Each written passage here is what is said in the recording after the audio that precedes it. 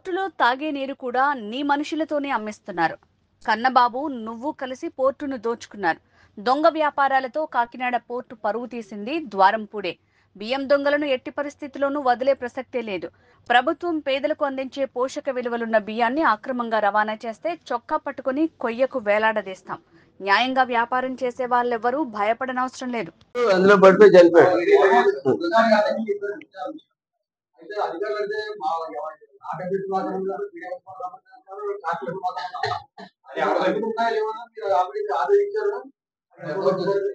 నేను అలా తెలిసినంటే అక్కడికి వెళ్ళడం జరిగింది. నాకు కూడా ఎట్లా తెలిసిందంటే అతనిది పోలవరం అంట, పోలవరం ప్రాంతం అంట. పోలవరం ఎమ్మెల్యే గారు ఫోన్ చేశారు. మా ఊరు అతను నెలలో ట్యాంక్ లో పడిపోయి చనిపోయాడు, అతను ఏదో పరిహారం ఇప్పించండి కొంచెం, చాలా పేద కుటుంబం అని చెప్పి ఆయన ఫోన్ చేశారు. అక్కడికి ఎత్తులోకి 2 ట్యాంకుల్లో నీళ్లు ఉన్నాయి, మెట్లు వేసి ఉన్నాయి, పచ్చటి రంగులో నీరున్నాయి. ద్వారంపూడి ప్రధాన అనుచరుడు, ఈ కబ్జాలు దండాలు చేసిన అతను ఆ గణపతి అన్న అతను ఉన్నాడు, పోలీసు ఉన్నారు. అక్కడ ఏం జరిగిందంటే అతను జారి పడిపోవడం మాట అది అది వాస్తవం.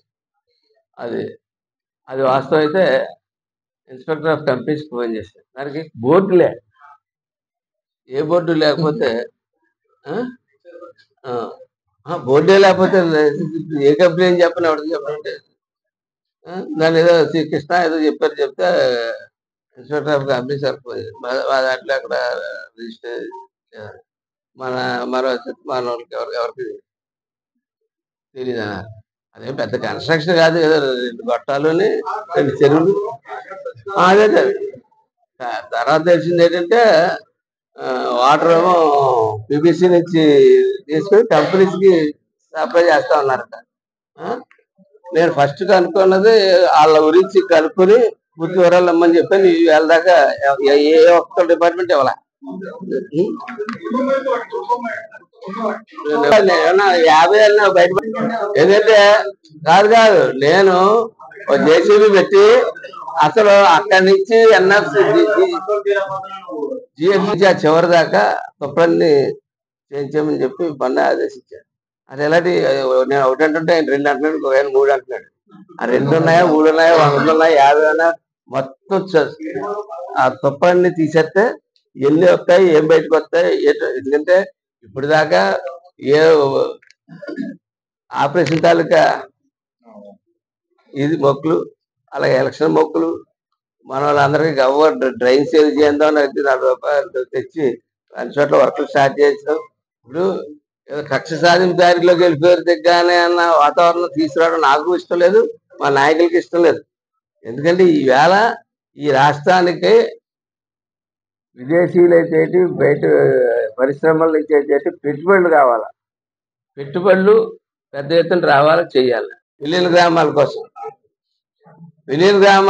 ఇస్తే నేను ఒకటే చెప్పాను, ఫస్ట్ దాని మీద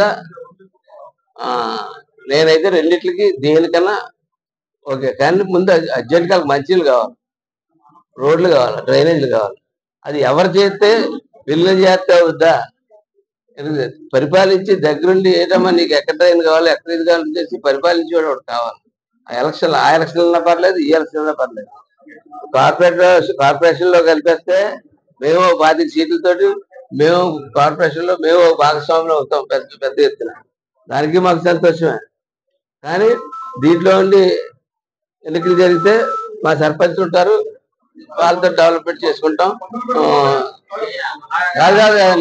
నువ్వు డబ్బొస్తుండే కదా అవన్నీ అయిపోతాయి, అన్నీ మారుతాయి. అందుకని ప్రజలకే నేను కలెక్టర్ గారిని కలిసాను, వీళ్ళు ఇచ్చినట్టునే సత్యబాబు గారిని బాబీ గారిని సంతకాలు కూడా పెట్టించి తీసుకురమ్మని చెప్పాను వాళ్ళకి. ఎందుకంటే వాళ్ళు మా భాగస్వామి పార్టీ కోఆర్డినేటర్లు, వాళ్ళతో కూడా సంతకాలు పెట్టి చెప్పాను. నేను కలెక్టర్ గారు కలిశాను.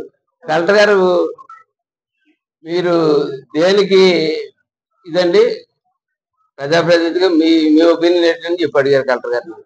అడిగితే నేను చెప్పాను, సార్ అది కాదు, మీరు గ్రామ సభలు పెట్టండి, మేమెవరో రావు, పొలిటీషియన్స్ రావు, మీరు గ్రామాల్లో ప్రజలకి ఏది అవసరం అనుకుంటున్నారో మీరు చేయండి. మీరు చెప్పి దేనికన్నా మేము సత్వరంగా చేయడానికి మీరు మాకు సహాయం చేయండి. దేనికన్నా సరే మేము చెప్పాలి. కానీ ఒకటి నాన్ లేఅవుట్ల వల్ల ఏమవుతుందంటే ఊరు సన్నబడిపోతుంది. ఇది మహానగరం చేద్దామన్న ఒక ఆలోచనతో సంకల్పంతో పవన్ కళ్యాణ్ గారు ఉన్నారు. పిఠాపురాన్ని దీన్ని కూడా కలిపేసి ఒక పక్కనేమో టూరిజం కి అటే పెట్టాం. మన సర్పారం గుడిని టెంపుల్ టూరిజం లో పెట్టాం, రికమెండ్ చేసి పెట్టాం. కాదు ఇప్పుడు మాకు మంత్రి గారు అన్నాడు కదా, వాళ్ళు మంజూరు చేస్తున్నారు. వాళ్ళు భూములు కొనడం, గ్రావెల్ నింపడం, దానికి మంజూరు చేస్తున్నారు వేల కోట్లు. అందరికీ నమస్కారం. ఈరోజు